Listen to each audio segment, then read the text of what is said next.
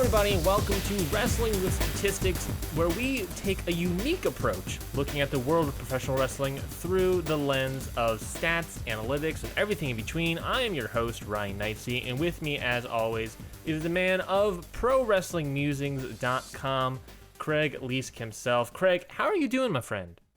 Yeah, I'm doing okay. Some, quarantine up and downs this week, but that's to be expected. Quite excited to be sitting down to do this now, though. Yeah, quarantine is not the most fun, but what is fun is stats, numbers, and The funnest. and AEW wrestling. That's how you do a transition. I don't know. Yeah. How you doing? How's quarantine treating you, Craig? Yeah. It's odd, isn't it? Kind of trying to just find stuff that works for you, stuff to do. Trying not to get too bogged down with things. I don't know. I find that I'm like really unreasonable at least once during the week, and just get like irrationally angry about something that is just not really bothering you at all. I get that. Yeah, I had so in my free time, when I'm not watching wrestling or doing whatever the heck I'm doing, I like to go rock climbing. Oh, really? Oh, wow. Yeah, I have to get a little bit of fitness in my body. Mhm. But I like to go rock climbing, and obviously with everything closing, going rock climbing in a gym is Yeah. not feasible, and also not probably going to happen in a very long time. I mean, you can open normal gyms and wipe down the Mhm. equipment, but wiping down, holds and whatnot, A whole wall. it's a nightmare. So that's not gonna happen anytime soon. But I remember a couple days ago, I was just so upset all day, and I was just thinking to myself, I just want to go rock climbing. This is all I want to do right now. And it was just like put a little mark on my day where I was just like, I gotta do something about this. And then It's hard. it's rough, it's hard, and it's weird that this is what life is. But it's one of those things where we just got to get used to it, which sucks that I have to say that. But Yeah, I don't really know where it's going either. Like, I, I don't see the end of this. I think it's going to happen again, quite frankly, which nobody wants to hear, but I think it is. I Um, I yeah. like to hear it because I like to be at the very least realistic and Mm. safe. So it's like the safe, realistic approach is be like, just understand that like the fall, winter might not be fun again. Yeah, You know what I yeah, mean? It's just let's just prepare our minds and bodies for the reality that can exist. And that's the approach I'm getting to it. But That's the thing that people are having the most trouble with. Like, it's your neck of the world that can't get to grips with that. what do you Under mean? We're going to bowling alleys again, dude. What are you talking about? I'm hitting strikes and turkeys all over the place. I found this really good article this week, and it was like it's from the New Yorker, which is American. Interestingly, Americans don't seem to have read it. That sounds a bit.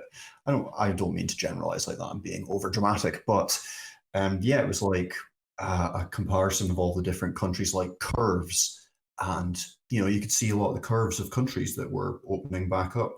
South Korea, Mm-hmm. Denmark, Australia, New Zealand, these curves that looked like a curve, an incline and a decline. And then in amongst all the countries that were starting to open up was America, who have, this massive incline and an ever so slight decline that is quite wobbly and yeah, opening back up. But Yeah. anyway, The United States are known for prematurely getting to a conclusion. We're just sort of like, oh, it's starting to go down. Let's get out of here. Let's go. all good.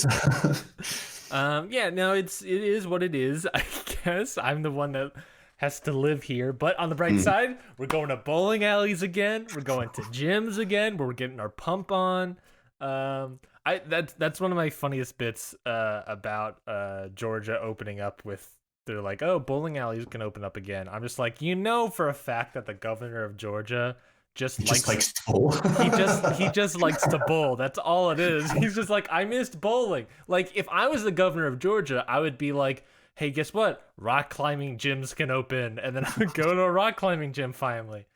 But like, that's Sounds all it like is. Jeff Bezos recommissioning programs just because he likes them. Yeah, if you have the power, then why not just do it? Or in Yeah, Jeff Bezos' world, if you have trillions of dollars, just do it. yeah.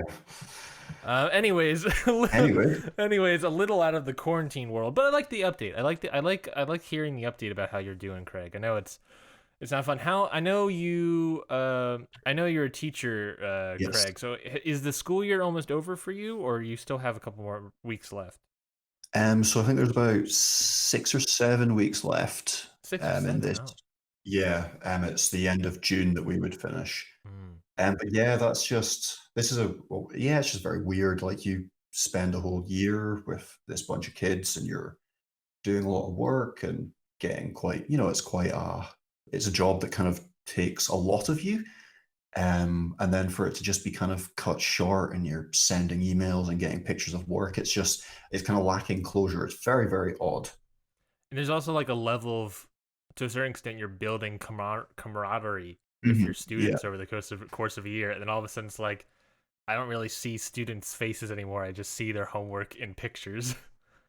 Yeah, and you just kind of want to know that, like, I mean, it's a bit of it's a bit of a parental relationship in a way. Like, you're not their parents, but it's a kind of, it's the same kind of, it's like, it's a duty of care in a way. So yeah, there's that respect to it too. It's just like something's being cut off before you expect it, which is kind of, um, I don't know, it's just kind of discontent, disquieting. Don't know, can't find the right word, but yeah, it just doesn't feel kind of right.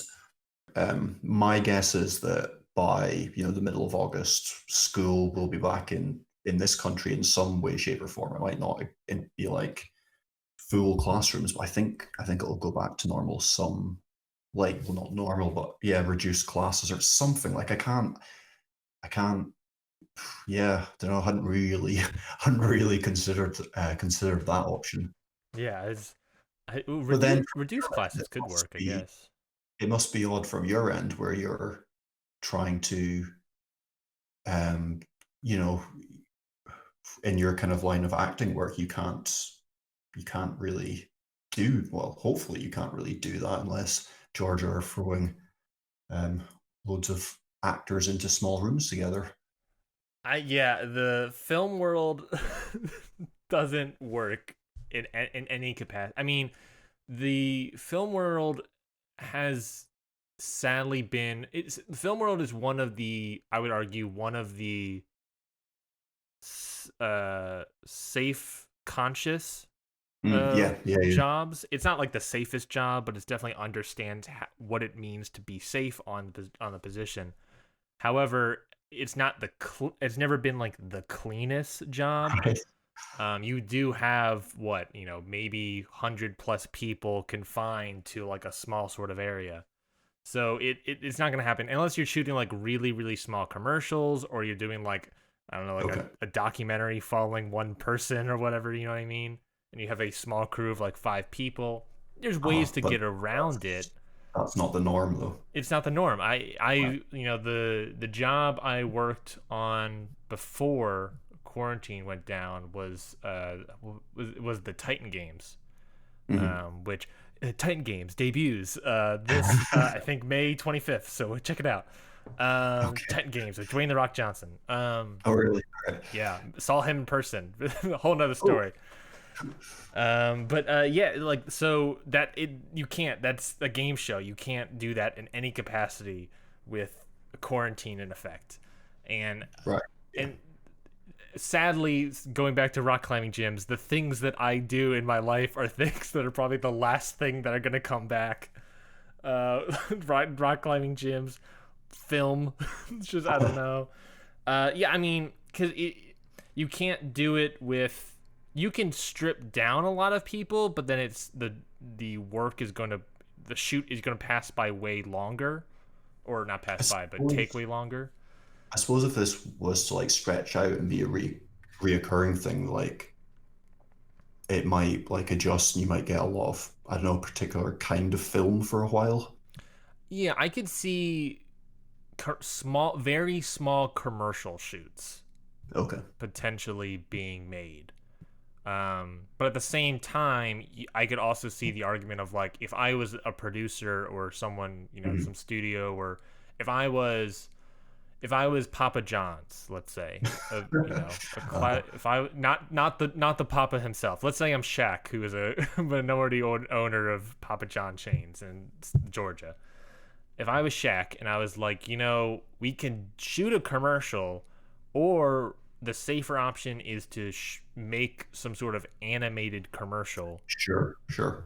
It, I would shoot this. The moral option would probably be to Hmm. make a animated commercial. That does mean that now there are people in the film world that are still waiting out on jobs, and it's tough. It's a tough world that we live in, and same thing. I mean, yeah. Conversely, where you live can probably get their stuff together by the time fall and winter rolls around. Like we sort of talked about, I don't know about America getting their stuff together too quickly. Uh, or I guess, yeah. Yeah. I don't see movies or TV shows being made, live action at least, being made for a Hmm. Yeah, while, I unless, suppose that makes sense, much to the difficulty for everybody that depends on that. yeah. And it's a conversation that's currently happening in Hollywood, and that is, how can we do it? What can we put in effect? I've seen pitches of like, let's house the entire crew in a hotel and test them, Mm, yeah. and then sort of quarantine them, make sure they're all safe, and test them, see if they are negative or whatever, and then have them work, and then they come back to the hotel, and so they're just sort of quarantining themselves between work and the hotel for the duration of the period. The problem Hmm. being there's It's like several. a social bubble, I suppose. Exactly. Yeah. Exactly. There's several problems there. Obviously, like you still got to be clean on set. Obviously, Hmm. there's the potential where like you have to order food, and there's gonna be Yeah, outside just like people coming one in. one slip up kind of bursts it. We're not even talking about the fact that tests could be false positives Yeah, or false yeah. negatives. It's a whole. There's a whole thing, and it's just out. It just unravels into like who knows. Which Um, is why I find it frustrating when you see people online being like, "Can't believe all these, um, you know, AEW detractors are giving them a hard time for still running. They've tested this, and they've done this, they've done this," and it's like, yeah, but are you so sure? Like it's not like if you get this wrong, somebody slips and hurts their knee. It's like if you get this wrong, somebody with such and such a health condition could die. It's not like yeah, people are kind of, I don't know, people seem to be struggling with the reality of it. And at the very least, whether testing be faulty, which testing be faulty is the name of my next rap album, but whether the testing is faulty or not, at least AEW is testing, Yeah, yeah. whereas other companies are not, or reportedly Hmm. have not been Yeah. testing. It's it is a it is a step into the right direction in a way. It's making an effort into being safe for your employees and stuff. Hmm. Whereas other companies may have a magical spray that will kill the virus, and Like a and sword. yeah, just kill the virus in an hour. I don't know why that product isn't being mass sold everywhere, or I think what. it's just bleach. I think they were referring to bleach. I wouldn't be surprised if Triple H is just describing Bleach. Oh my gosh. But yeah, but besides all that, AEW at the very least is still putting on shows. To still put on entertainment for their contracted networks and Hmm. whatnot. But we're also prepping for a pay-per-view around the corner. Of course, we're talking about Double or Nothing. Obviously, AEW has chosen the double when it comes to this pay-per-view, and not necessarily the nothing part. Um, I don't get that reference. I'm just sort of making a joke about why they're still putting on the pay-per-view. Uh, Oh. dude, Sorry, that was really rude. no, you're fine. I'm just gonna slide jokes in here. I'm just gonna keep sliding them. But yeah, we have a Double or Nothing pay-per-view coming up, of course. We currently, at the time of this recording have 8 matches announced. Presumably with another Wednesday in between this recording and the Yeah. pay-per-view, maybe something more pops up. Who knows? But we'll find out when that all gets revealed down the line. Instead, we got a little bit of preview. I want to talk about that little table of contents that we talked about last week, Mhm. to sort of go over the show order for you folks at home. Of course, we're going to start looking at one of the select matches from AEW Dynamite past week, which was Brodie Lee versus Christopher Daniels, that main event segment. Then we got another scatter plot for you. Last week we sort of talked about, we looked at strikes per hour versus win-loss record last week, and it came back slightly negative correlation. So we were wondering if Strikedowns would be any different. So we have sort of another graph that looks at that with a lot of interesting factors, new developments as we started recording this, new developments that is actually quite interesting. And then of Very. course, we're going to go match by match at the time of this recording through AEW Double or Nothing before the show starts. But yeah, let's get to it, I guess, Craig, and let's look over at Brodie Lee versus Christopher Daniels. Of course, that was the main event last Dynamite, where Brodie Lee was able to pick up another victory, another victory on his train of victories over none other than SCU's Christopher Daniels. What about this match really striked out? All these jokes are just flying Oh, it's through. all right. That's good. It's passable. What kind of strikes to you during this match? Yeah, so this was, as you said, the main event. The only real match that was kind of worth going into proper detail on. Mm-hmm. I suppose there was the other tag team, the Best Friends, and Jurassic Park, where there was a lot of kind of shenanigans and goings on towards the end of that. So yeah, this was interesting. It was kind of undefeated Brodie Lee going to take on the main detractor of even his existence at one point, Christopher Daniels, who was very involved with the Dark Order kind of in 2019, early 2020. A lot of people, even at one stage, thought that it was maybe a bit of a ruse and his fallen angel persona would come out and he would in some way perhaps even be the exalted one. So there was all that kind of backstory to this. In terms of the statistical story of this, it was really interesting.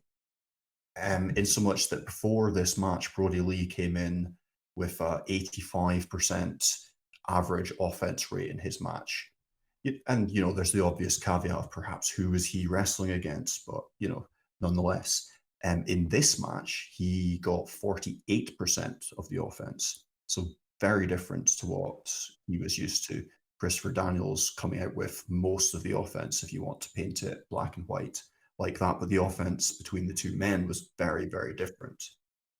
Brodie Lee was being presented here as more of an unbeatable monster, perhaps a little bit more like the likes of Lance Archer, in so much that the babyface going up against him couldn't take him down. And we saw this in the fact that Brodie Lee didn't drop to the mat not even once for a strike move, a strike down, like we've been talking about. Christopher Daniels with 0% strike down rate. Wow. Yeah. But other things, Christopher Daniels was going for a lot of dives, 5 dives from him to 1 from Brodie Lee, interestingly enough. His was a kind of a springboard senton type move over the rope. A third of Brodie Lee's strikes were strike downs, so being set up as a heavy hitter, able to knock down opponents. He was being very intimidating in this match and was kind of staring down the referee, had his hands on the referee at one stage, kind of perhaps playing into his megalomaniac character. But it was I felt the big thing that they built Brodie Lee into this match was the kickouts. So there was, early on in the match, there was a kick out before 1, a kick out at 0, after 3 dives from Christopher Daniels, suicide dive, moonsault, springboard type thing, and a springboard springboard elephant, that might have worked. Springboard elbow drop, and didn't even get a 1 count. And then later on, there was a chair shot from Daniels during the kind of Dark Order run in. He hit Lee with a chair behind the ref's back, put in submission, and then hit the Angel's wings. Only got a 1 count. And then later on, he eventually got a 2 count by hitting the best moonsault ever. So it was this essentially was a match of making Brodie Lee look I don't know, unconquerable. Yeah. Yeah, Christopher Daniels definitely got like a little bit more offense in this match than Brodie Lee, but ultimately you're looking at everything. It's like, no, Brodie Lee himself is still a monster. You know, he is still where the quality of wrestler before Brodie Lee would just utterly destroy them. Now Brodie Lee is still still. I mean, maybe not destroying, but at the very least, what's the word I'm trying to say? Overpowering. Now, he's kicking out at 1. He's doing all these things where he's whatever you do, I'm back up. You know, I'm not. Daniels kind of had to get the offense here so that we could see that Brodie Lee was resilient, is unstoppable to a certain extent. Yeah. It was some of the kind of similar Lance Archer booking here, but perhaps even dialed up a little bit. Mm-hmm. Yeah, I would agree with that. One thing that just sort of struck out to me that I kind of liked a lot was that the match length here was 9 minutes and 35 seconds, which before this match, Brodie Lee's total match time in AEW was 9 minutes and 28 seconds. So that is a 7-second difference. That I just saw that and I was like, oh, that's a fun little little stat. Which is what they've made Brodie Lee look like really strong here, and it really helps for going into the pay-per-view match. But like Christopher Daniels wasn't buried. You know, he's an older guy. Is he 47 or something? He's quite old. He's up there. He's definitely up there. Yeah, in terms of like wrestler kind of age ranges, and you know, there's still something to get out of this guy, but not if you just flatten him all the time, and they haven't done that here. Christopher Daniels is 50 years old. Is he? Oh wow, jeez. Yeah, that is. He can still go for 50. That's awesome. This was a good match as well. This is real good match for a 50-year-old. This was the match that was sort of building up the proposed Exalted One versus the actual Exalted One. And yeah, I like it. You're right. You had to give Daniels more match offense to show the unstoppableness of the Exalted One, Brodie Lee, which greatly plays into our conversation that's definitely going to be happening about the main event, presumably, of Moxley versus Brodie Lee, about how it appears that Moxley is someone that is very resilient, but can he overcome someone that is, I would argue at this point, the epitome of unstoppable in Brodie Lee. I mean, I don't know.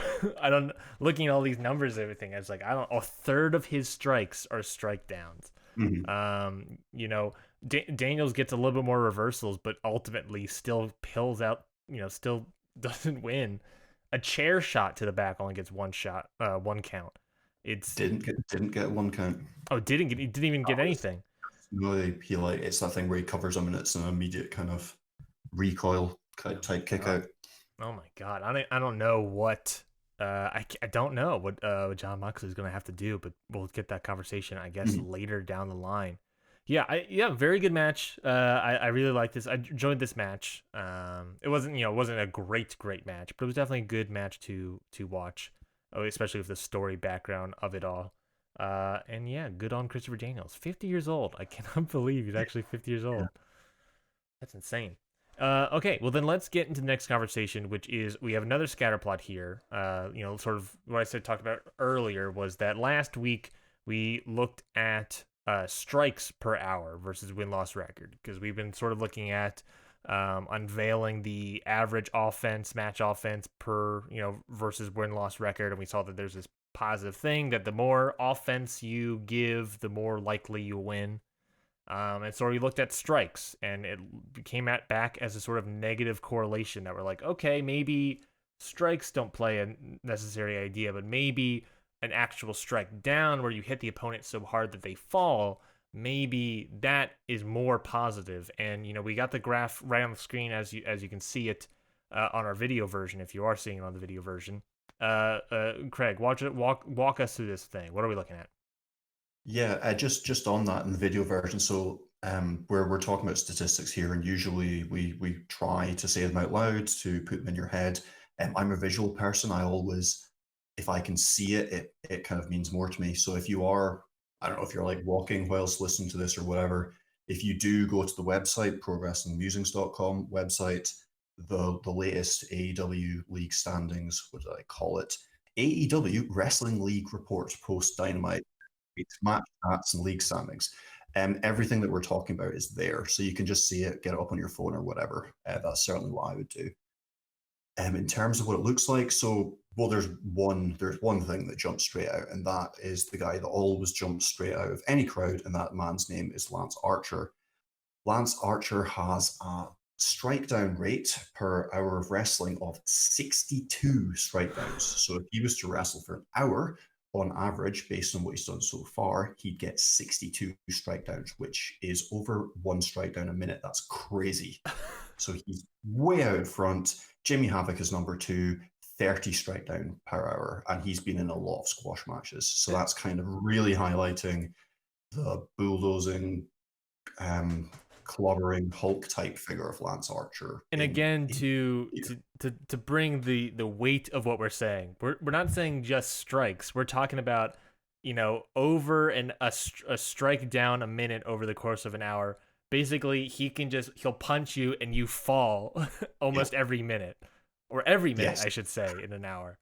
Yeah, and it's fun to say those stats, but you do have to do the boring logical thing that gives you credibility and point out that Archer he's not been he's not had 5 matches against the best of the best. It's not been Omega, Pac, then Cody, then whoever. He's been in a few easier matches. But I don't know. That's selling them short a bit. I suppose there's been Dustin Rhodes and Colt Cabana amongst all of those. So they're around the middle of the pack, I suppose you could say, as AEW wrestlers go. Yeah, the only I guess quote unquote. Well, I'm not gonna say jobber. The only because this person, as I would think, exceeded jobber limitations. The only person that he really high though if you're Lance Archer. Fair. The only person that Lance Archer has faced in AEW Dynamite that has not been a contracted talent, and that was Alan Angels. All right, okay. Who Alan Angels, as we all know, eventually faced Kenny Omega, and then Ray Phoenix. He's the man that took down Kenny Omega, though. Yes, correct. Destroyed Kenny Omega's career. Yeah, you're right. You're right. He kicked out at 1, just like Brodie Lee. Yeah, no. So like Lance Archer, the quality, looking back, it's actually the quality of his opponents are actually not. Especially because, as I was saying, that it's not been Brodie Lee type stuff. He's faced some decent guys. Yeah, Dustin Rhodes, Colt Cabana. Dustin Rhodes is a 22-minute match. Yeah. Okay.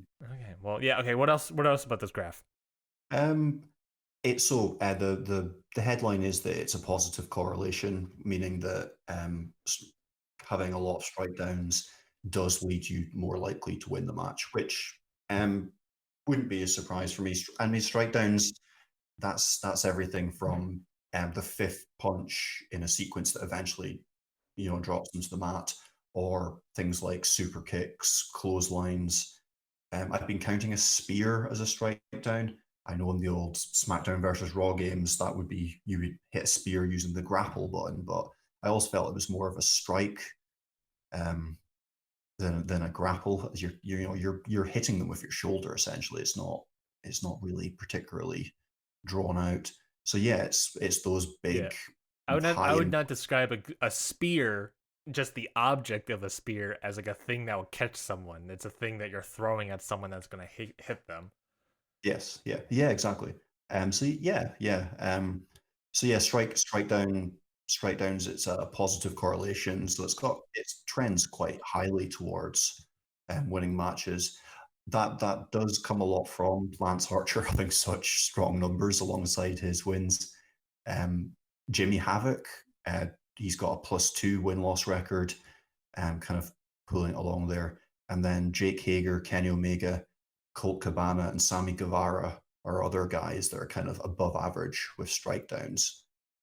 Below average with strikeouts, Cody Rhodes, John Moxley, interestingly, Hmm.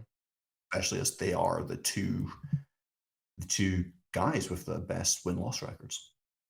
Yeah, interesting enough that they're so high on win loss records, and yet they're like not that great in terms of strikeouts. They're sort of middle of the pack, maybe Mhm. up there with strikeouts in terms of like Jericho, Christopher Daniels, Orange Cassidy, Yeah. the strike down king. There's that little cluster in the back that I just want to highlight as well. Again, if you're looking Mhm. at the graph, there's a little cluster right in the back of MJF, Spears, and Darby Allin. Yeah, MJF and Spears in particular are not proficient strike down guys, but um, and Darby Allin just ahead of them, but are doing well in the rankings. So it's again, it's showing that there's no like recipe to winning a wrestling match. It's complex, and they're not booking it in a way that if wrestler A does X and Y, they will win. If wrestler B does Z, they will lose. It's more of a tapestry than a mathematical equation. But based on what we've seen the past 3 weeks, compared to a strike down will, take looking in, I guess, in the kayfabe of it all, Mhm. a strike down on your opponent will more likely lead to a victory than just a bunch of strikes to an opponent. Yeah. I mean, what we could say from what we've seen over the last 2 weeks is that guys that are using a lot of strikes but aren't focused and using them to take their guy down, are probably cutting legs out from underneath themselves. Whereas guys who are intending to hit heavy and put their opponents down to the ground, that is a far superior strategy. Yeah, this graph is very interesting. And then you sort of have a second graph here that I just want to highlight again. That you just added in the women's division, which we sort of get to a little bit, but you added a little bit of the women's division into this graph that I just want to highlight a little bit. Yeah, so I kind of did that for data to add more data in to see, it's still early days of this, and perhaps in 6 months' time we'll find out that strikeouts aren't actually a big deal at all. The reason that I've always used the male singles division for this is because certainly in 2020, with all of the things going on, this has been the division that has been most used by AEW, and there are only actually 6 female wrestlers that have wrestled for more than 20 minutes this year. But yeah, yeah, I know, it's not right? But when you add them in, um, the first thing that you say is the women are using strikeouts more than the men. That's more a feature of their matches. But also that flattens the correlation slightly. Hmm. And then if you isolate those 6 women and put them into a separate graph, it's a quite a negative correlation between strikeouts and winning the match. But then, I mean, the obvious thing to point out there is there's only 6 of them, which is not a particularly good data set. Hmm. Yeah, it's definitely something when it comes to the women's division to be looking at when further in the year as the year comes, Mhm. turns around a little bit. And obviously, they've had a situation where a lot of their women's division, Joshi related or from England or whatever, can't be used. So it's like there's Yeah, using less people. But yeah, so far what we're seeing that, and it's not just a negative correlation. It's a real, it's a that is a it's the biggest correlation we've seen. it is incredibly negative. It is insane to look at, and I'm interested to see, I guess, how looking back on this maybe like 2 months from now, Mhm. to see where we have, because yeah, like you said, a lot of this stuff is you're looking at least 20 minutes of ring time. Mhm. A lot of people we're still what we're I mean, even though we're in May, not everyone's getting a lot of TV time, and especially when those Atlanta tapings take out a lot of talent, and obviously quarantine and whatnot. So I'm interested to see what this looks like as the year moves further along. Yeah, yeah, Um, yeah. It's early days, but it's interesting to start looking at it now. And I think there's enough data there to be, these, there's loads of data there for the male singles division, and seeing how it progresses over the course of the year is interesting in itself. Yeah, totally agree. Totally agree. Well, speaking of matches, I didn't have a transition set up. But speaking of looking at and looking forward to something coming up, what we want to look at here is AEW Double or Nothing. Like we talked about, that's the pay-per-view happening this Saturday, May 23rd. So get your pay-per-view buys ready, folks. We wanted a little preview, match by match preview of everything that's happening leading up, and giving some sort of stat breakdown, a little bit of stat breakdown for the matches that we can do at four, of everything that's happening. So you ready to do this, Craig? Ready to go through these 8 matches? No, no, not really. Sorry. Oh, okay. Then I'll just go do it by myself. You can take the. Sorry, I'm one of those people that just likes to be really irritating. Here, everybody loves it. And yes, absolutely. I'm very excited about AEW Double or Nothing. Not as much as I usually would be for an AEW pay-per-view. I think it's just because of the quarantine and the weird situation, but I'm sure I'll enjoy it when it comes around. I actually agree. I do agree with that. Like, sort of talking about Double or Nothing itself, it is It doesn't this. seem like it's 8 days away.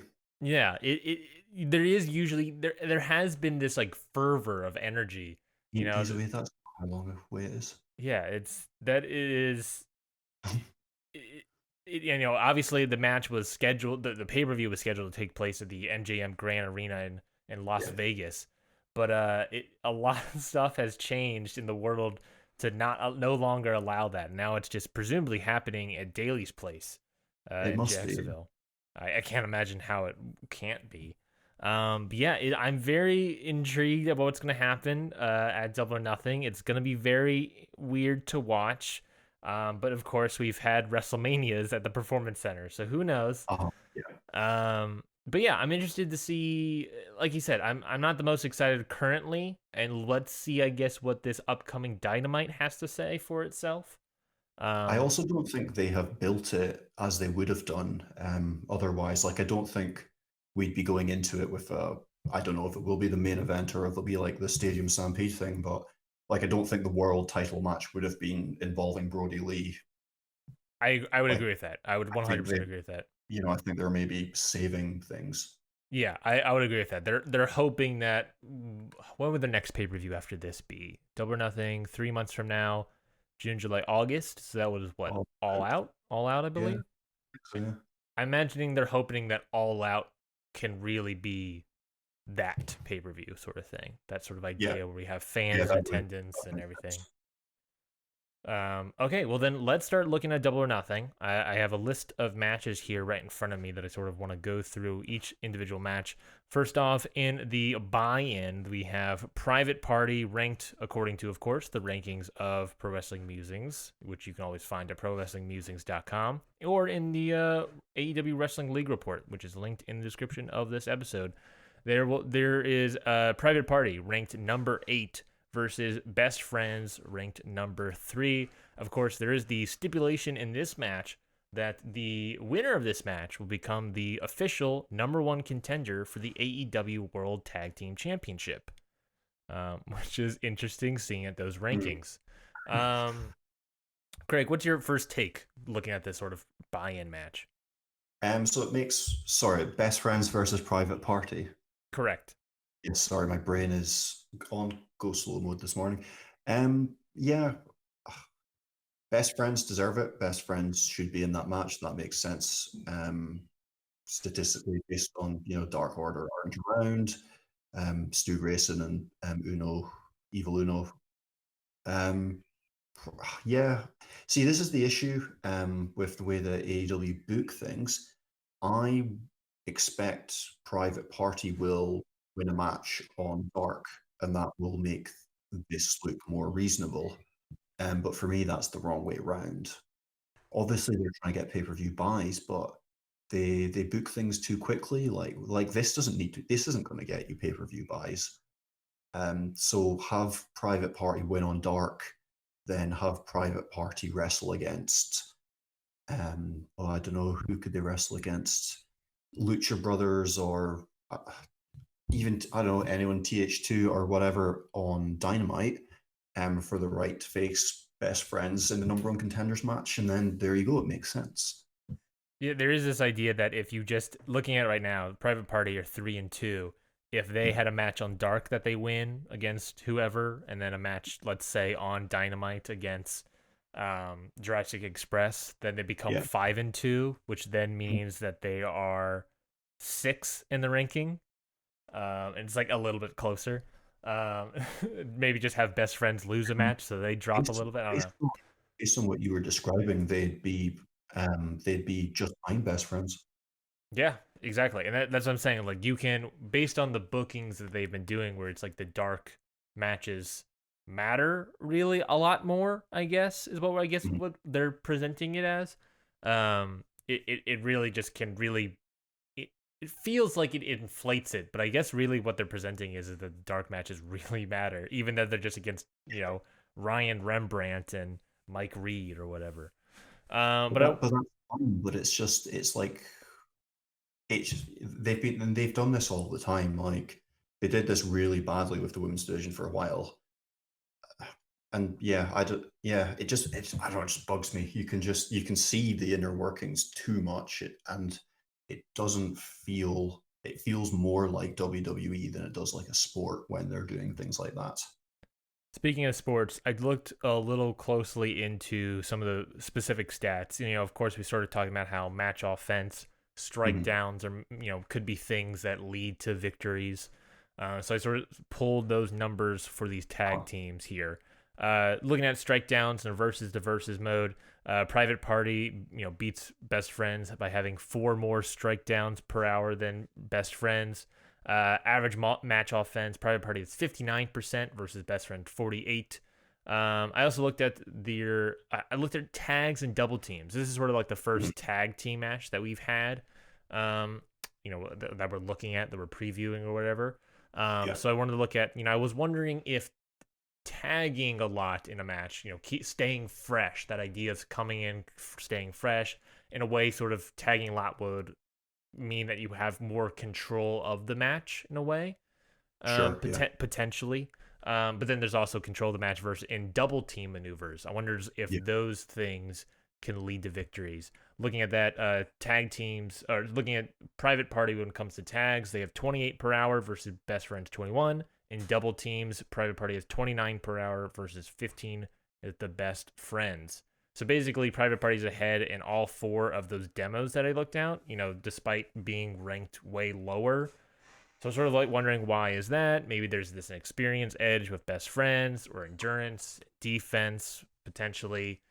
Looking at their total offensive take in, Best Friends has 218 per hour versus Private Party's 169 per hour. So Best Friends take a lot more offense, Mhm. and they still win. Private Party has a 35% reversal rate versus Best Friend's 27%. So a lot of numbers there that I just threw at you. But based on those things, based on those ideas, who do you think can potentially win this match? I would suggest that it would be the best friends. And Private Party are very unpredictable, very inconsistent, I think is the word that would come to mind in terms of them.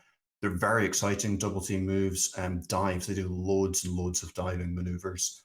That was very apparent in their match on Dark this week. Um, but yeah, I don't know. Best friends are on a roll. They're sharp. They've been wrestling loads, and they're in huge amount of form. Both men have just become 7 for 7 in 2020. These two were way down at the bottom of the overall standings for quite some time.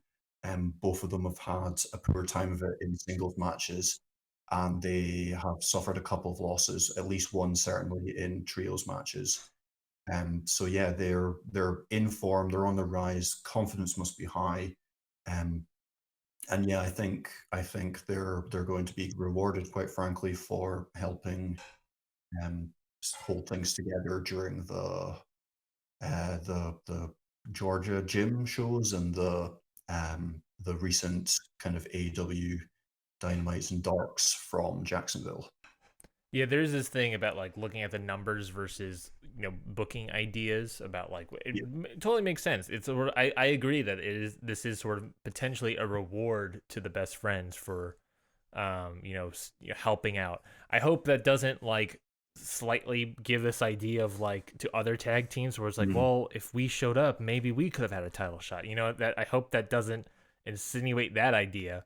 Um, Yeah, that but wouldn't be good. But it's hard. It would be hard to use that as a reason to not push the best friends. unless they lose this match. Yeah, yeah, absolutely. Unless they lose this match, and then it's like, well, they didn't get the title shot. They showed up, but they Mhm. didn't get the title shot. Yeah.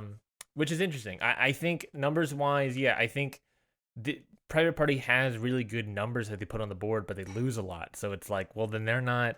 Mhm. Something's not happening. Something's not clicking with them. I remember for a long time I was like looking specifically at which one? I believe it was that Shooting Star Press Okay, that I believe Mark Quinn does. that's right. I don't quite remember which one's which. Mark Um, Quinn, it's an amazing shooting star press. Amazing Shooting Star Press. Yeah, it's like Will Ospreay type athleticism. Yeah, you would be surprised though how many times he immediately goes for that pin. You'd be Mhm. surprised of how many times he doesn't win the match with that Shooting Star Uh, Press. When I was looking at it last year, it was like incredibly low. It was like they never won a match with it. I was like, wow, they keep doing it, hoping it's like it was like Sami Zayn's Blue Thunder Bomb, where it's like you keep doing it, it looks beautiful, but they're never winning with it. Um, yeah, I suppose that's an issue with the way that wrestling's booked in general, in that like that doesn't that's how it works. You can tell like New Japan in the G1 last year kept noticing like Naito started to hit a running Destino and it would never pin someone, but if you did like the standing Destino, then it always would. And the same became true with John Moxley when he did like the snap Death Rider, he'd never win, but when he did the full kind of elevated Death Rider, he would always win. And I think AEW have been trying to subvert that. They've, Kenny Omega won a match with the V Trigger. Cody's been winning matches in different ways. Private Party, I do believe. Sorry to bring forward such direct evidence against your point, but I do believe Private Party actually beat Lee Johnson and Musa with that very same shooting star press. they did. I'm just, I, No, it's a good example. It's a good example. It's just that happened to be in my mind. they did win with that match, and I remember thinking, it was like, well, they finally won one. Uh, Yes, yeah. I would have to double back and like watch a lot of more matches from Well, no, Private you'll Party, you'll you'll be 100% right. That'll have been the only time it'll have that won. I can think of at the very least.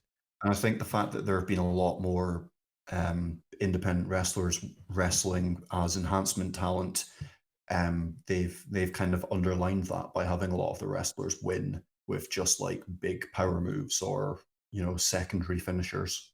In a way, it's establishing those secondary finishers. Yeah, yeah, yeah, yeah. Let's move on to the next matchup here that I have lined up. It's looking at MJF versus Jungle Boy. MJF, of course, ranked number 6, who's also undefeated in 2020 so far, versus Jungle Boy, who's ranked number 26. That he only has one loss. He's only had one singles match in the year so far. Yeah. But that loss, I should say, did come from episode number 19 of Dynamite from Austin, Texas, where it was MJF defeating Jungle Boy in 11 minutes and 54 Oh, seconds. really? Okay. So that loss that Jungle Boy suffered, it's sort of like we're having Jungle Boy MJF number 2 here this year. So Yeah, I think it's a kind of good hand, a safe hand to kind of get MJF back into competitive singles. agreed. Yeah, again, looking at those numbers, Strikedowns, 5 per hour for MJF versus Jungle Boy's 20. It should be said, all of Jungle Boy's numbers are from this one match that he had All against right. MJF. Mhm. But again, that strikedown number incredibly small for MJF. But like we talked about in the last segment, strike down numbers, despite having incredibly low strike downs, MJF still wins. So even then, it's like, okay, he still wins.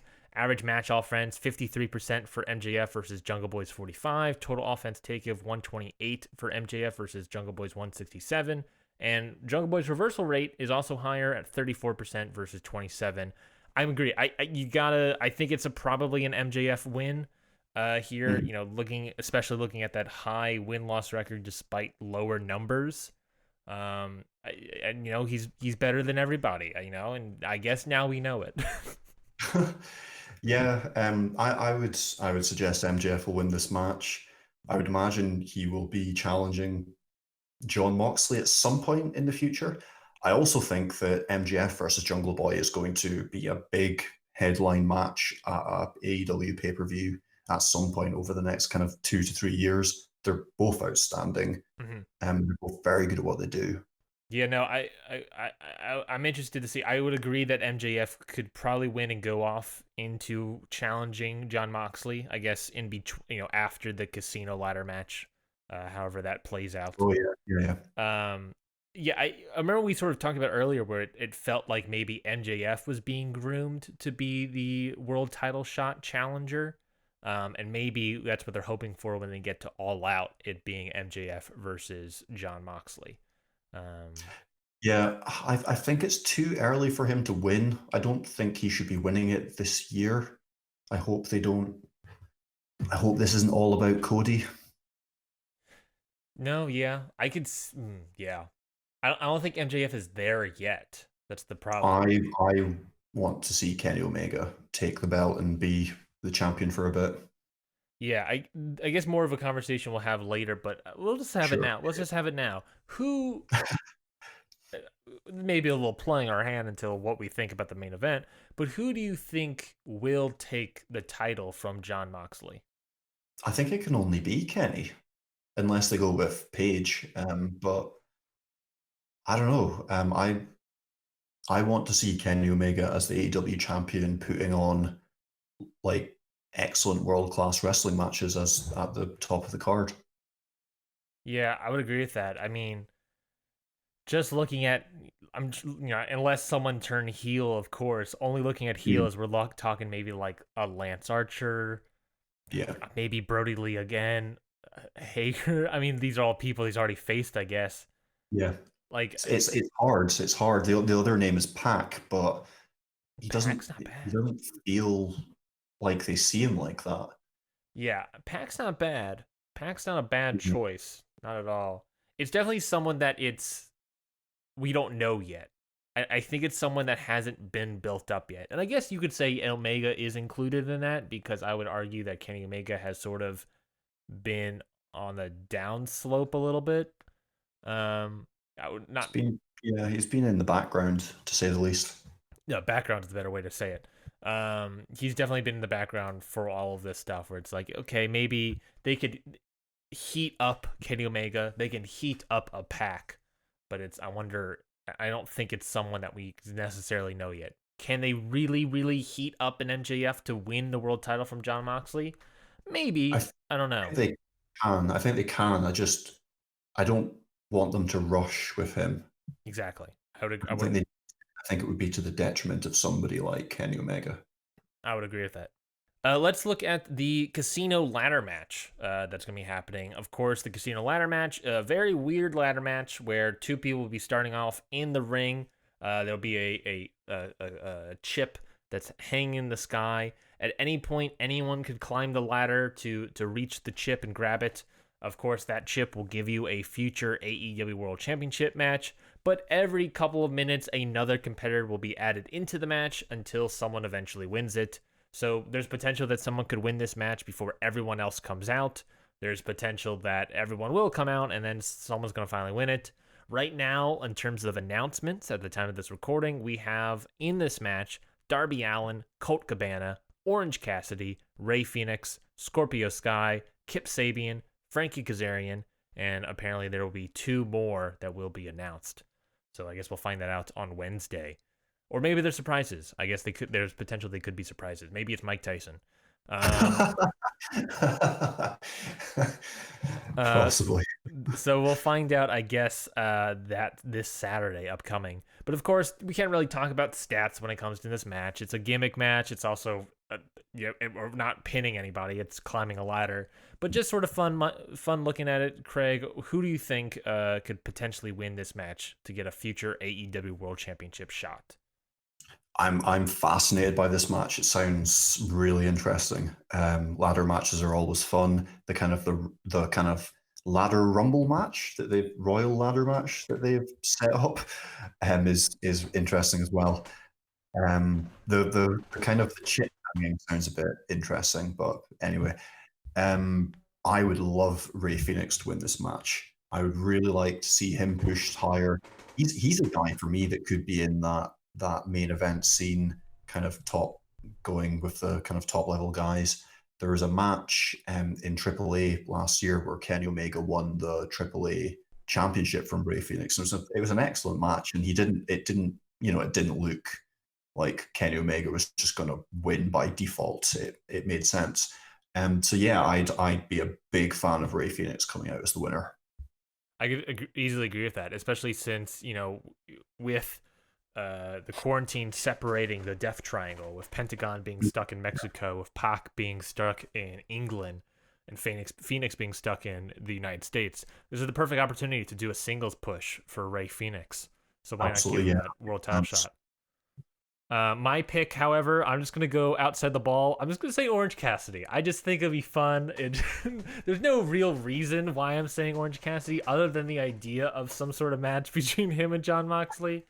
I would have preferred if it was Orange Cassidy versus Chris Jericho. Yeah, that would have been really interesting. But I just like the idea of everyone, like, he's just climbing the ladder very slow. It's gonna be comedy spots. Well, that's gonna happen. It's 100% gonna happen. I wouldn't be surprised if there's a spot where get like halfway there and just give up. Or just he's climbing the ladder, and on the other side of the ladder, it's like, I don't know, Darby Allin and Ray Phoenix fighting for control, and just it's a sloth that's slowly climbing this ladder. I don't know. It's one of those things where Orange Cassidy. Thought of all the possible Orange Cassidy gags in a ladder match. Yes, it's infinite, honestly. The only reason thinking about it, the only really reason I have for Orange Cassidy potentially winning this match, is that based on ratings and whatnot, it appears that Orange Cassidy is weirdly enough, one of AEW's one of their top stars when it comes to like boosting ratings. So absolutely, yeah, and that's not surprising. I don't have any problem with Orange Cassidy being a future champion. I think it works. I think the people that think it's outside the box have a current lack of imagination or are miserable. But only those two options. Only those two options. I could see him as champion. Not at the moment, but yeah, give it 3 years. Why not? Yeah, or at the very least, maybe challenge for that TNT title. Yeah, definitely. But if you're saying that, like, I'm looking at the rating perspective, if you're saying that you can have Orange Cassidy win this match and then prep for an Orange Cassidy world title match, those are some rating numbers right there. That works. Yeah, that absolutely works. If your ratings start dipping, you can be like, well, here, let's play this. I was gonna say card really chip to get this pop in ratings, and I'll do it. I like Ray Phoenix. I think there's a better idea of Ray Phoenix, but Orange Cassidy, there is the selfishness of just enjoyment, but also a rating pop will always get that there. Yeah, I can almost see Ray Phoenix, but is that limiting? I suppose this is the issue with the secondary title that a lot of people talk about. I could perhaps see Phoenix more as a TNT champion. I would agree. I think the problem is that I don't necessarily think Phoenix. I don't think Phoenix is the person that's going to take the world title shot. Take the world title from Moxley, but he's a good person to do a title shot for.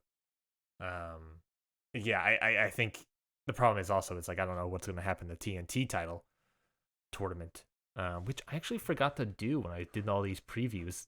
now that I'm thinking about it. Let me quickly do that in the background. But let's move on to the next match as I quickly put some numbers down onto this sheet of paper. Let's talk about Britt Baker versus Chris Statlander. Britt Baker, of course, ranked number 5 versus Chris Statlander's number 9. What are you thinking so far when it comes to this match, Craig? I would like to think that they're going to go with Britt Baker. I think she is so hot right now that it would be silly not to. Mm-hmm. I mean, she's apart from like a properly good Kenny Omega match, she's probably my absolute favorite thing in the company. I think I'd rather see what Britt Baker's going to do next than Orange Cassidy, weirdly. How dare you? First Fabu Andre, and now this. I'm big Orange Cassidy fan. It's just Britt Baker has been something special, and I don't think anybody would have expected that 6 months ago. Yeah, Britt Baker is doing an amazing job as a heel in this company. She has been, during those Georgia tapings, she and Sheeta have both been amazing Yeah. people in this time. I think it's also, weirdly enough, it's also similar to the Best Friends, where Mhm. it makes more sense for Britt Baker to win because maybe it's a little thank you, but it's also like Britt Baker has done an amazing job. Let's keep that train rolling. Conversely, does this hurt Chris Statlander? I think Probably. Britt Baker has done more for the AEW women's division than anybody else has in the whole thing just based on this last month. That sounds like a hot take, but when you think about it, it's like, I agree. I actually agree with that. I think I Because agree with that it sentiment. go out with the title. Yeah, I mean, I'm surprised. Yeah, when there is a possibility, of course, of Sheeta winning, and then you have a Sheeta Britt Baker match, Yeah, which is exactly. always interesting.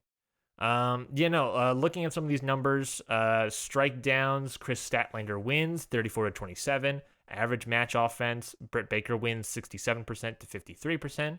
Total offense taken, Chris Statlander wins 157 to Britt Baker's 132. And then reversal rate, Britt Baker wins 40% to 32%. So very back and forth, very Yeah, yeah, who very. it's very up in the air. Of course, like we sort of referenced earlier, whether or not the strike downs really matter when it comes to the women's division versus the men's division. Got a negative correlation, but it's also too early potentially to tell. Yeah. So who knows? I wouldn't be surprised. I wouldn't be surprised if Britt Baker wins here. I think it makes the most sense. Yeah, Um, Chris Statlander hasn't wrestled much recently. Britt Baker has. Um, yeah. The only thing is, if Britt Baker, you could see the story being Britt Baker gets carried away in the way that she did this last week, and then Statlander wins. yes, I could see that. I could see what, and then maybe lead to some sort of DQ finish where Chris Statlander gets the victory, but Britt Baker looks more dominant in it. Maybe that's something. Yeah, possibly. I suppose it also depends who wins the title match. I don't know if they would really want to have Britt Baker versus Nyla Rose. Yeah, two heels. This company doesn't really do heels too much in terms of against each other. Mhm. I mean, they should. I don't. I just don't see it. Yeah, I would agree. I think Britt Baker's my victory, my victor in this match. Comparatively, and I guess it sort of plays her hand into the next match, which will be champion Nyla Rose taking on number 1 ranked Hikaru Shida in a no DQ, no count out AEW Women's Title match. Yeah, so I don't know big. what the stipulations are for. It's odd. Yeah, I guess the addition of these stipulations was sort of in tying to the Kendo's. the kendo stick of it all. Yeah. But we got a match here finally after all these felt like months. Hikaru Shida gets a proper singles. Not even gonna say proper singles. She gets a singles match, but it is a no DQ, no count out. Which interesting enough. My WWE brain is like, oh, looks like people are gonna be involved in the match. Because I don't know. I think it's gonna be interesting. Obviously we can't really again look at sort of the numbers, the stats of it all because it's a DQ match. You know, they all hit each other with kendo sticks and chairs. We're gonna do a kendo stick hit rate or something. I don't know. It's gonna be insane. But looking at this, I mean, sort of playing our hand from the Britt Baker match, I personally really like the idea of Hikaru Shida winning. Um, I think again, however, I always have to say the caveat: it might be this thing of a thank you, and I don't want to establish this idea that we're gonna give you stuff for showing up. Yeah. But Hikaru Shida has been slowly but surely, and almost in the behind the scenes of like Dark, been winning week after week after week. Now she finally gets that title shot. Can she get to pull out the victory? I like to say she will. Of course, maybe Britt Baker gets involved in the match somehow, but I also like the idea of Hikaru Shida winning, and then we do a Hikaru Shida Britt Baker match moving forward. Potentially, maybe that's the all-out match. Who knows? What do you think, Craig? Yeah, it's interesting. The stipulation seems to be throwing me. I don't know if that's a WWE thing, like what's the way out of this? Let's, stipulations, etc. Yeah. Um, the stipulations make me feel that Nyla Rose is going to win. If it wasn't for that, I would have been swayed more towards Shida. But I don't know if that's just my Orange Cassidy. Like I think that Shida's fantastic, and yeah, I think she works as champion. But I also don't like Nyla Rose very much. I don't particularly think that, I suppose until recently, that she had been booked particularly well. She's been better in the last since she won the title. But yeah, I don't know.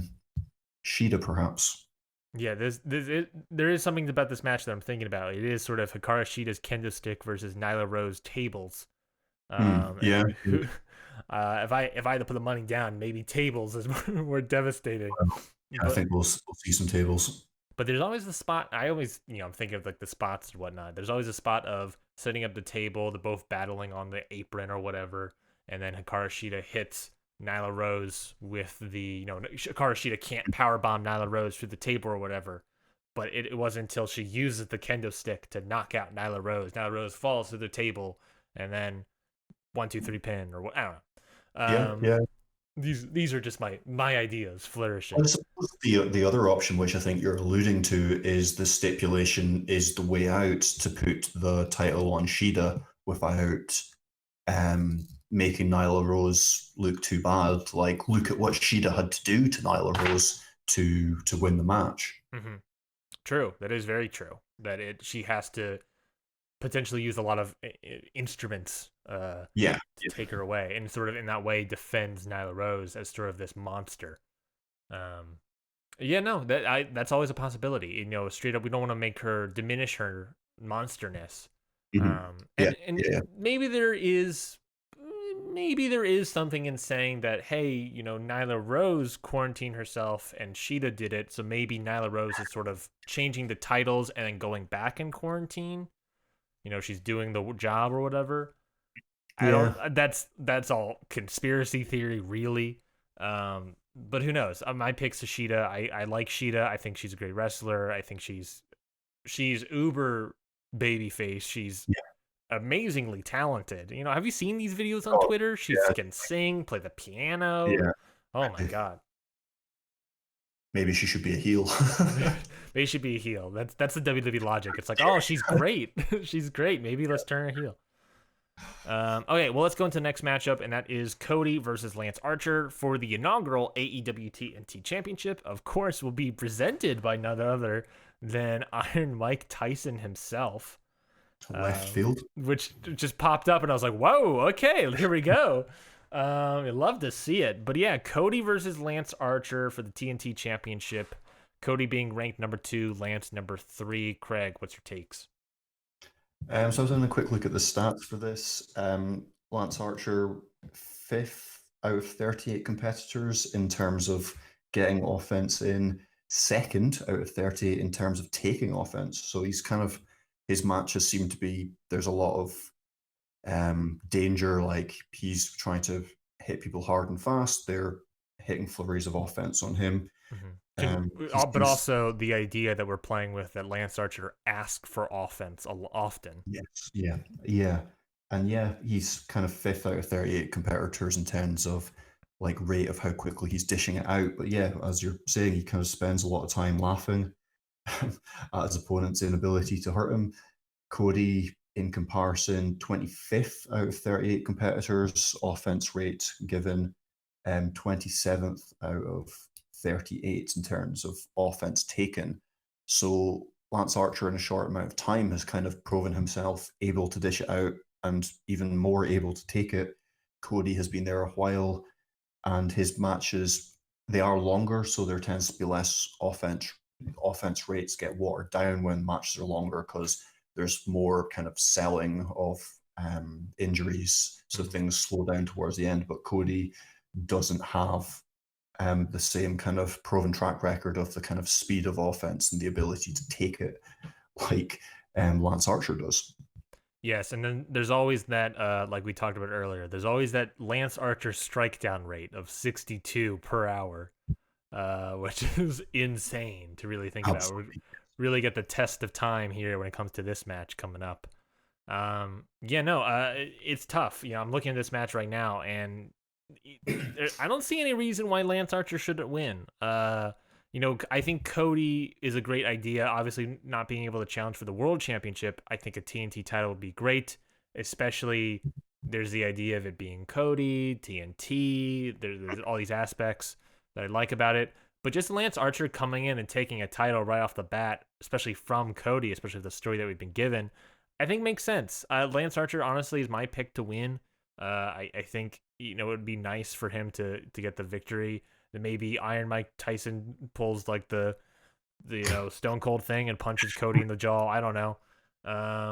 Or again, but maybe he cashes in his chip from earlier in the match or earlier in the show and cashes in on the TNT title because whatever Iron Mike says is whatever Iron Mike does.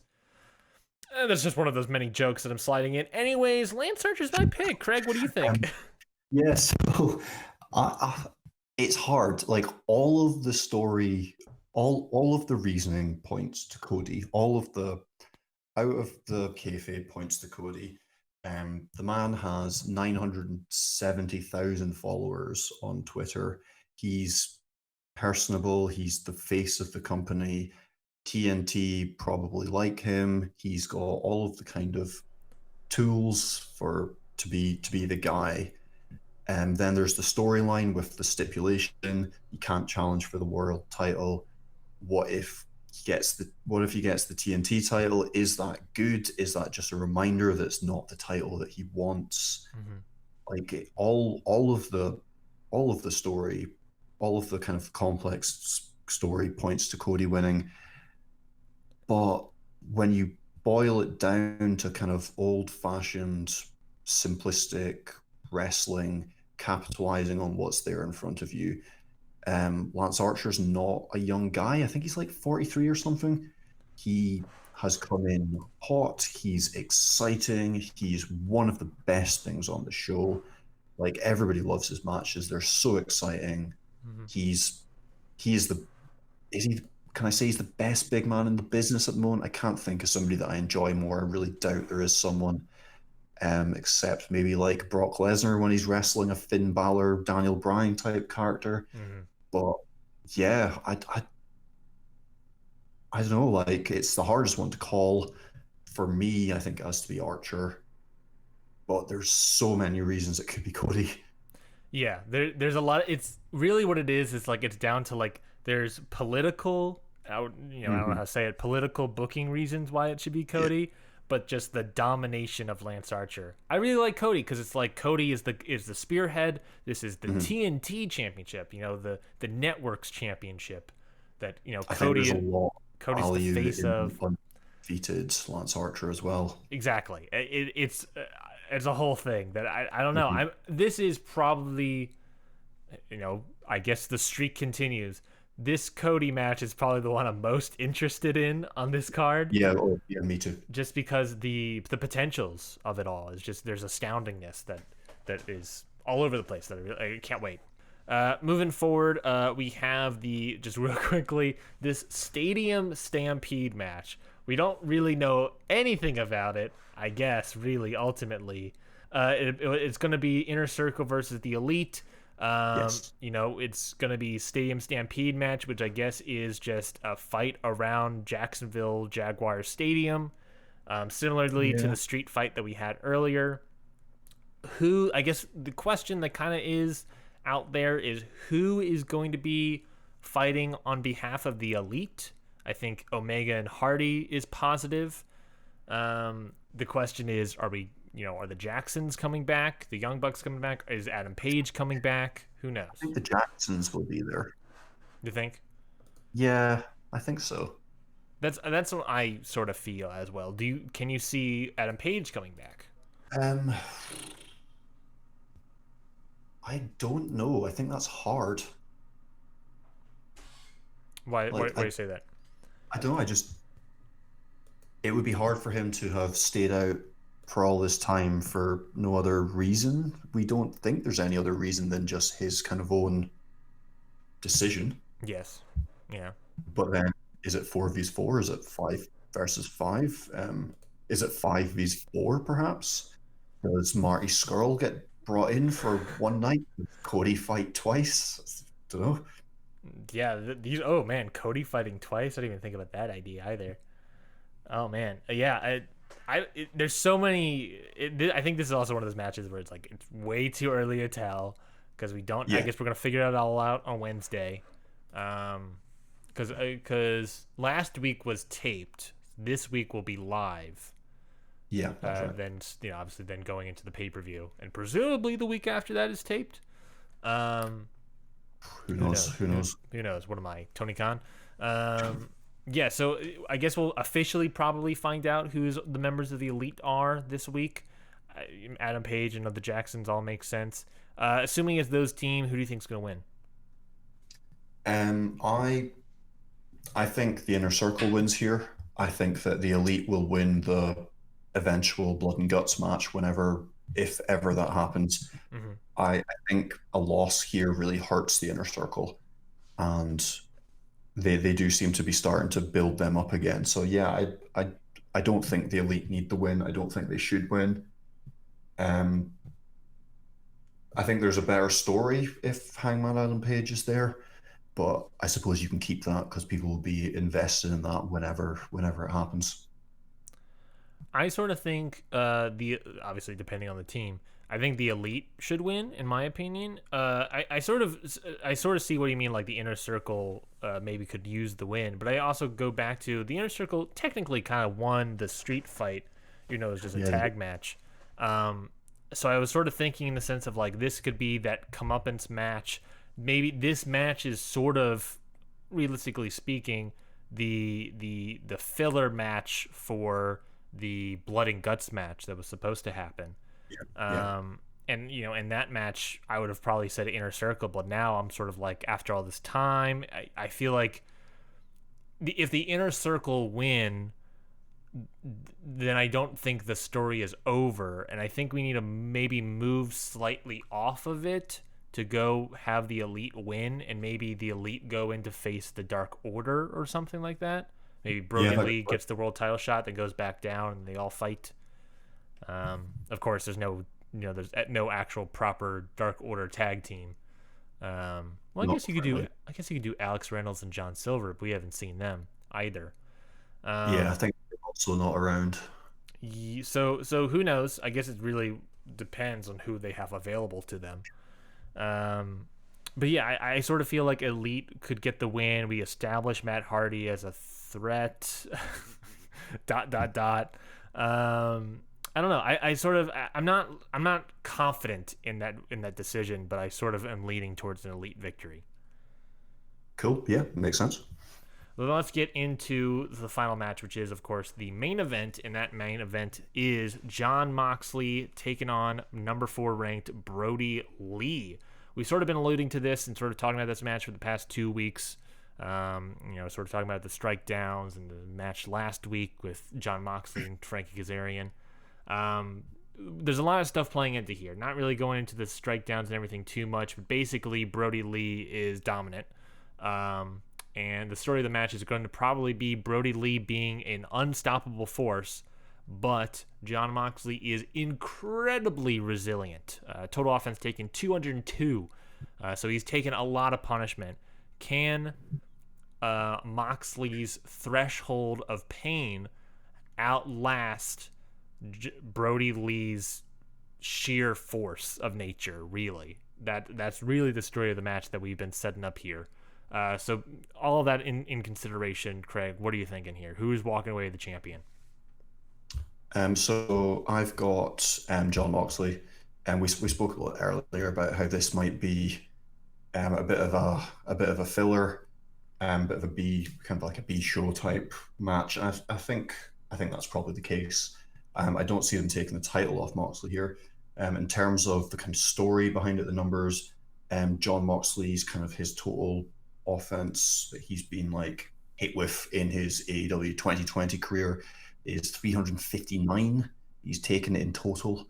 So that's not like per hour or anything. That's the actual total number. And Jesus. number two in AEW, um, somebody who has wrestled for 15 minutes longer than John Moxley, Cody Rhodes has taken over 101 shots fewer than John Moxley. So John Moxley's been hit a lot, essentially. Wow. Um, so yeah, the resilience thing there, percentage of matches, match offense, 45% on average for John Moxley. His again, this is where it's really interesting with John Moxley. It's not even like he's taken a lot of offense and has shown that he's great at reversing wrestling moves. His average reversal rate is 23%. That is the 34th highest out of 38 competitors. He's way down at the bottom. He's just able to get hit, slammed, torqued and submission moves a lot and come out of it on top. Mm-hmm. And I think he's going to be able to take everything that Brodie Lee can dish out. He has a track record of this. He defeated Pac when he had one eye. He defeated Kenny Omega when Kenny Omega was throwing everything at him in that crazy unsanctioned match. And he kind of has a blueprint for this already. He defeated Jake Hager in that empty arena match a few weeks ago. And it was kind of a similar kind of idea. Jake Hager went into that 4-0, and Moxley still proved his resilience, still came out on top. So yeah, I think if somebody is being positioned as a guy to absorb and hit his one shot against Brodie Lee, it is John Moxley. Even adding to that story that you're talking about John Moxley versus Chris Jericho, which kind of the story of that match was the numbers game, right? Where it was the inner circle sort of being the pack of wolves that John Moxley has to defend himself. Looking at this match, you not only have the unstoppableness of like the Hager storyline breeding into Brodie Lee, but you also have the numbers game of the Dark Order, press 10 Vance. Yeah. And potentially Alex Reynolds, John Silver, seeing if we have them, or all the other masked people that are in this promotion. On that match that you mentioned, it's just my notebook, so it's not proper data, but Y2J 85, Jericho 85 offensive maneuvers to John Moxley's 75 in that match. So yeah, again, it's resilience. Yeah, and this is definitely that match where they're bringing into question is Brodie Lee is incredibly powerful, but so can he put down Moxley's resilience? When does the resilience break is the question. Mm-hmm. And that's the thing is like, we going back to our just conversation of who will take the title from John Moxley. It really feels like it's someone that, I don't know. It's if Brodie Lee, who is incredibly powerful, it's got to be someone that is incredibly even more powerful. I don't know. Or something has to break for John Moxley, and hopefully it's not like an actual bone. But something has to break, and is it Brodie Lee? Can it be Brodie Lee?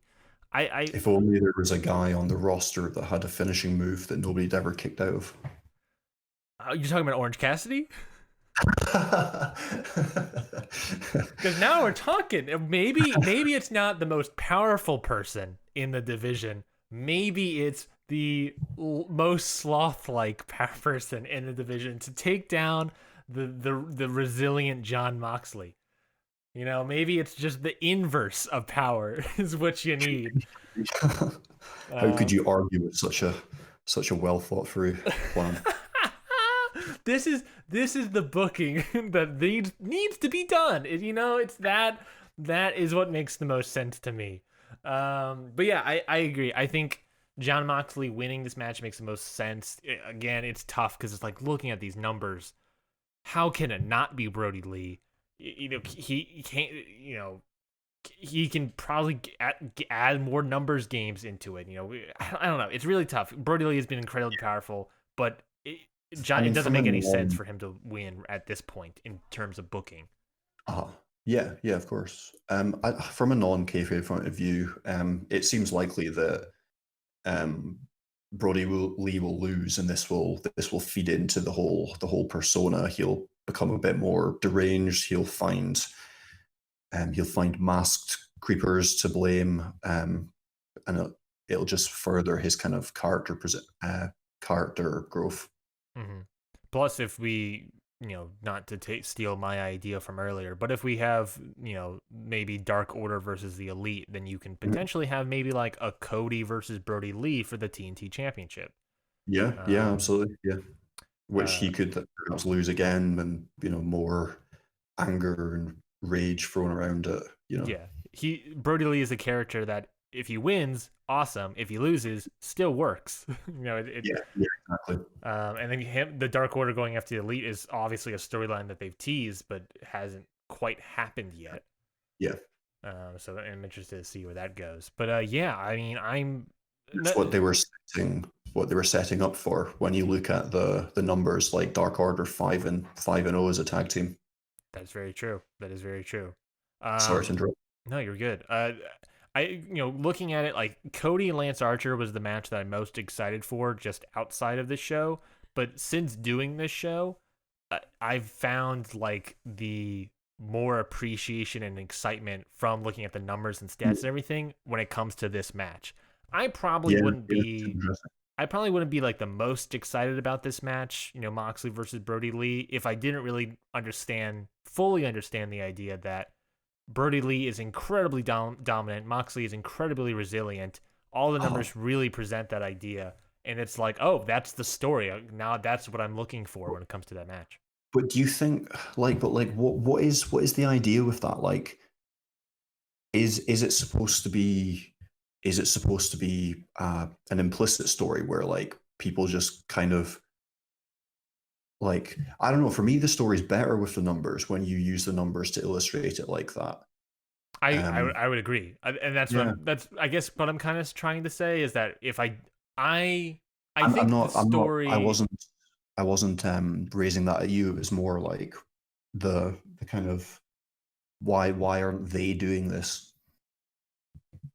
Yes. Yes. I think that implicitly, I think that's what the story has been shown to us, fighting an empty arena match against Hager, beating Chris Jericho. I think they're or, overcoming Kenny Omega. I think they've sort of been setting up this idea implicitly that Mhm. Moxley is incredibly resilient. But I agree that like knowing the numbers, knowing the stats behind it and everything, it's like and knowing that that implicitly becomes explicit to a certain extent Sure. um, by looking at the stats and analytics of it all, um, that makes the match way more exciting to me. Why they're Yeah. not, I don't know if they this. It's one of those things that it's the thing that we talk about every once in a while that if they had a show, I don't know, maybe like a show like ours that really went Mhm. into the numbers and stats of everything, then and really into that sports stats idea Mhm.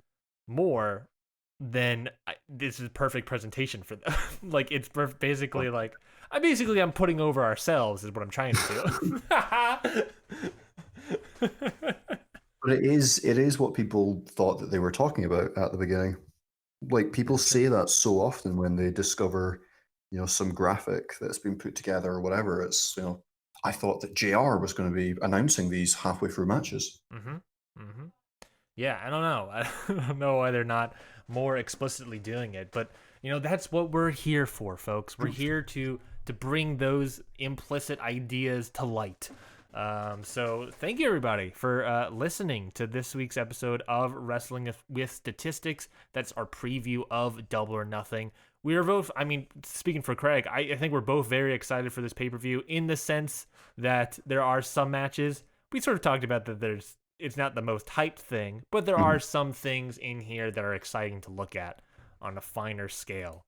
Yeah, I'm interested to see how this Saturday turns out. We'll be back next week to really dive deep into the Double or Nothing matches that take place.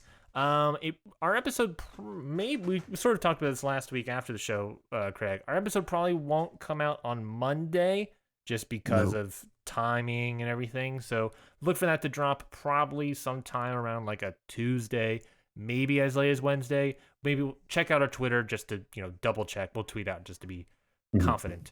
But yeah, any final things to really say, Craig? Anything to say to the folks at home before Double or Nothing? Oh, I feel pressured to have something to say. I don't really bring home the troops on this one.